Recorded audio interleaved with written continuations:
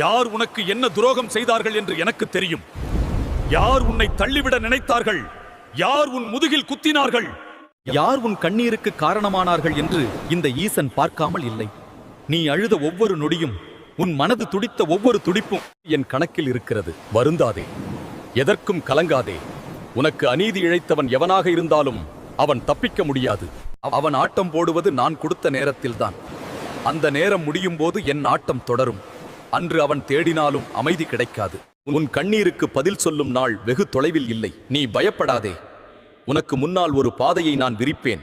என் பிள்ளை மீது கை வைப்பவன் என் அதிகாரத்தை எதிர்கொள்ள நேரிடும். இனி உன் கவலைகளை என்னிடம் விட்டுவிடு. நேர்மையாக நட. அதுவே நீ எனக்கு தரும் காணிக்கை.